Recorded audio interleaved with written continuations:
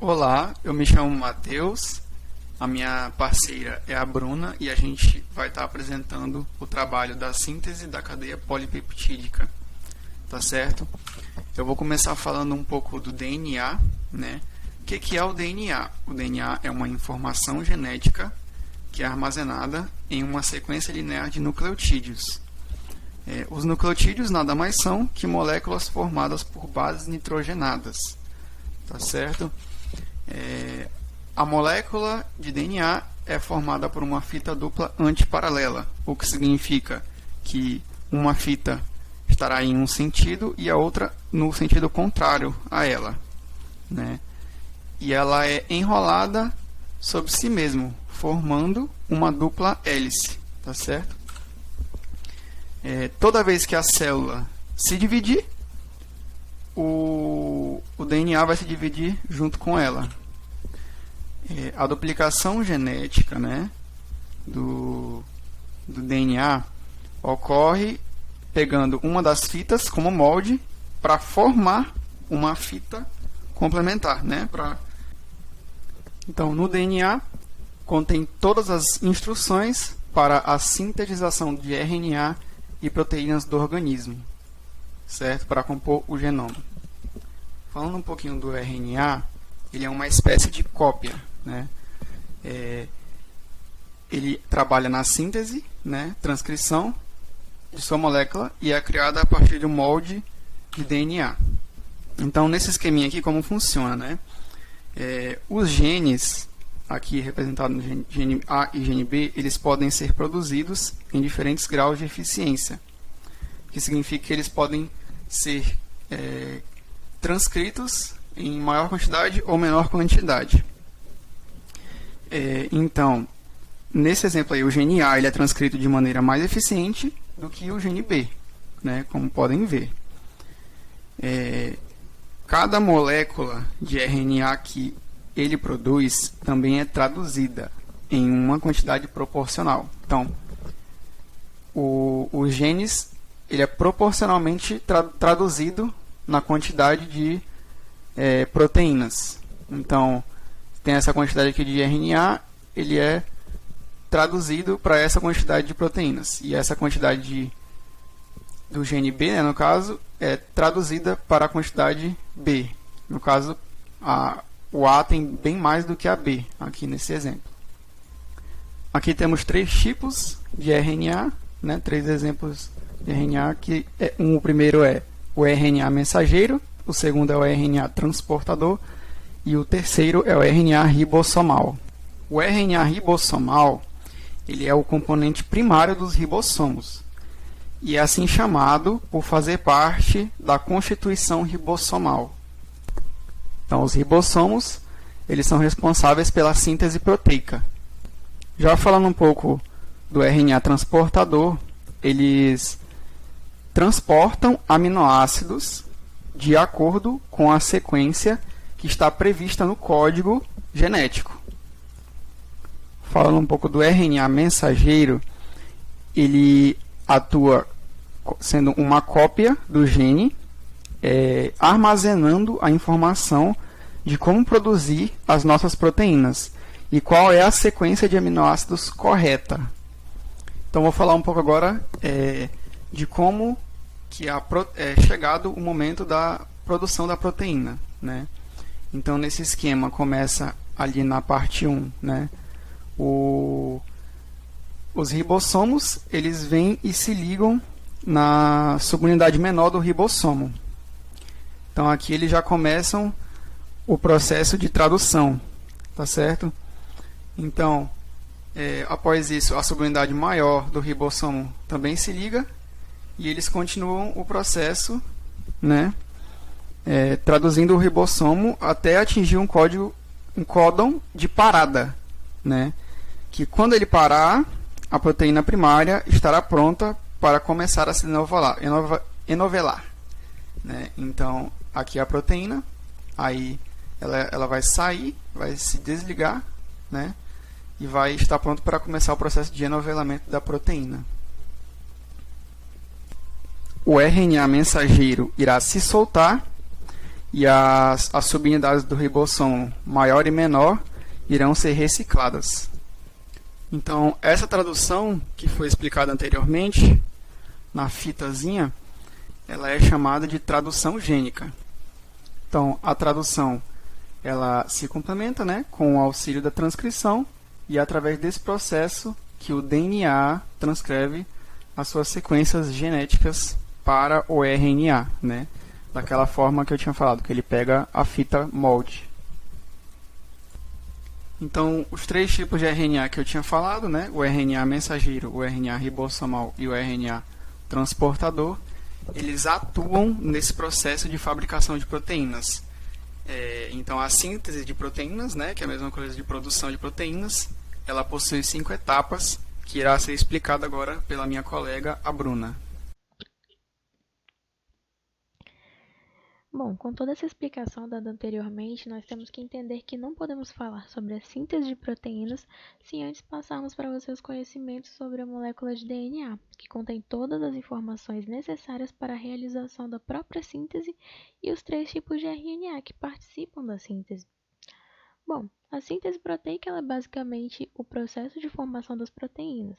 Esse processo é realizado por estruturas chamadas de ribossomos. Para que a síntese de uma proteína ela seja realizada, é necessário que a região específica do DNA onde está contida essa informação seja decodificada. É aí que vai entrar a transcrição dos nucleotídeos dessa região em uma molécula de RNA, que vai direcionar a síntese proteica em um processo chamado de tradução. Essa informação ela vai ser levada até o local onde a síntese de proteínas pelo RNA mensageiro.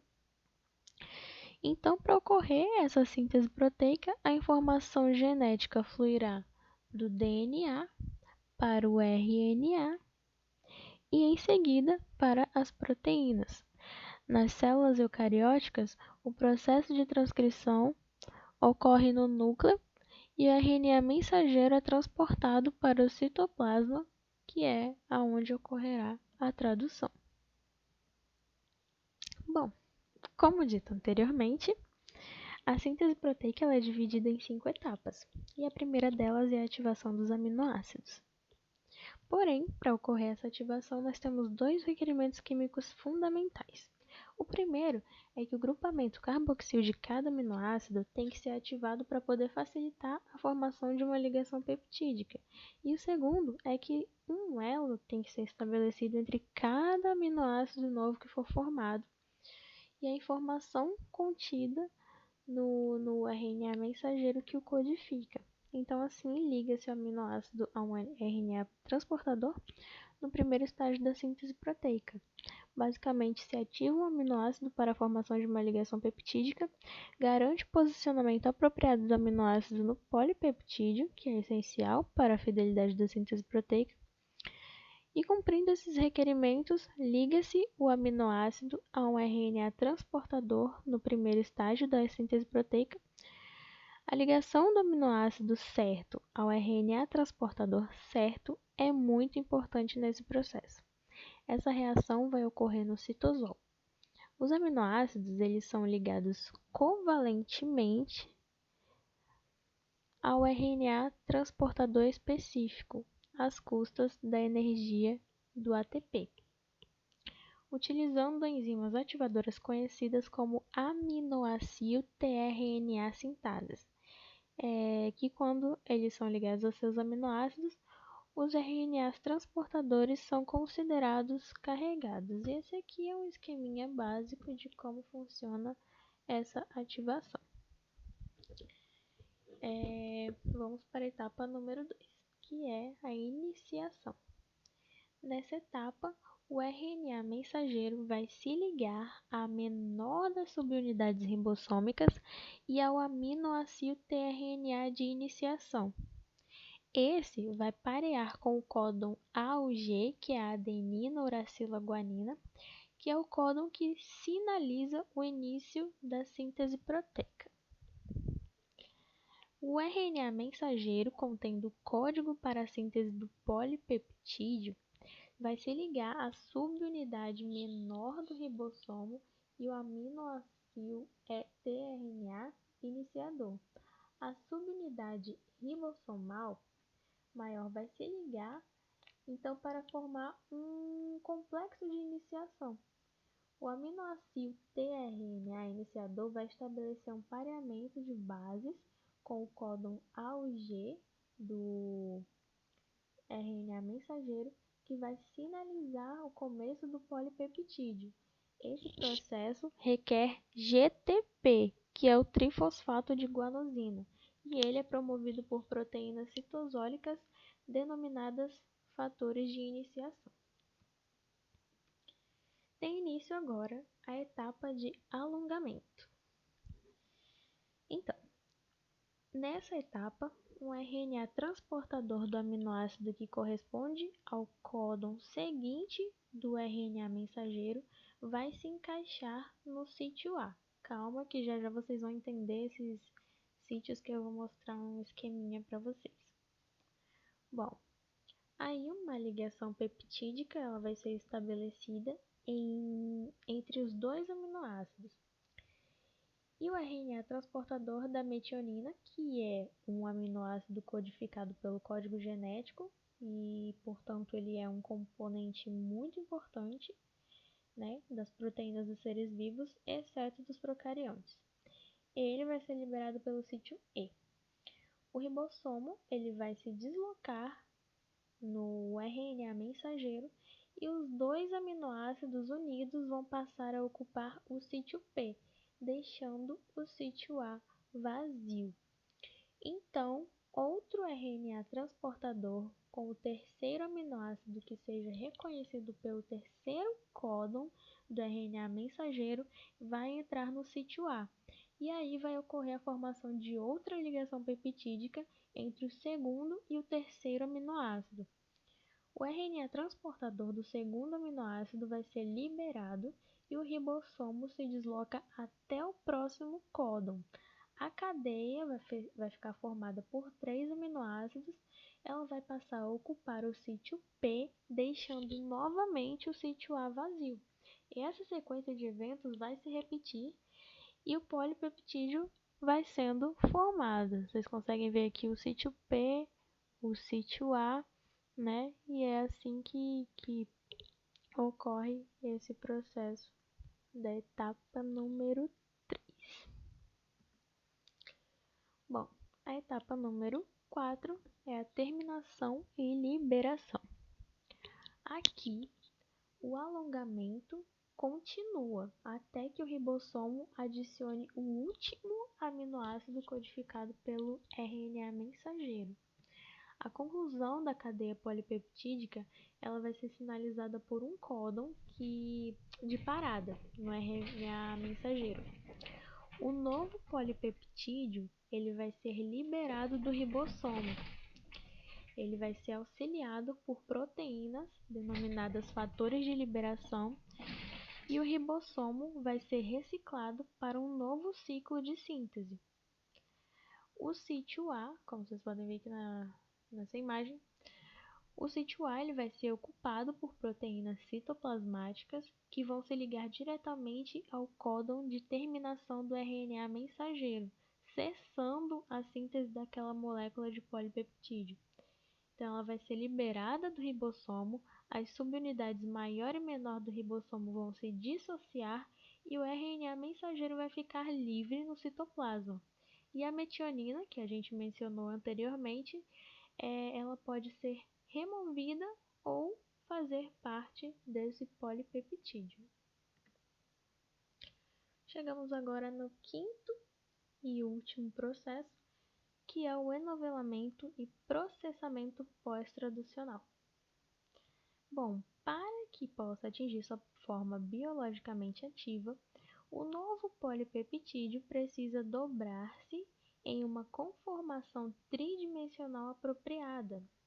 Antes ou depois de dobrar-se, o novo polipeptídeo pode sofrer processamento enzimático. Esse processamento enzimático pode incluir a remoção de um ou mais aminoácidos que eles geralmente vão estar na extremidade aminoterminal. Pode ser também adição de grupamentos acetil, fosforil, metil, carboxil, outros grupos a certos resíduos de aminoácidos. Pode sofrer também clivagem proteolítica ou ligação de oligosacarídeos ou grupos prostéticos. Então, a informação genética linear ou unidimensional contida no RNA mensageiro vai ser convertida na estrutura tridimensional da proteína. Então, é agora que a nossa proteína finalmente vai ser formada depois dessas 5 etapas.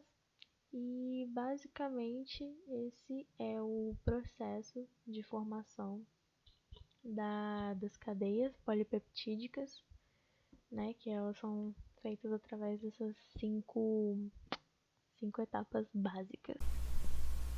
Tudo certo? Então, essa foi a nossa explicação, tá, da síntese da cadeia polipeptídica. Muito obrigado pela atenção de todos e tenham um ótimo final de semana.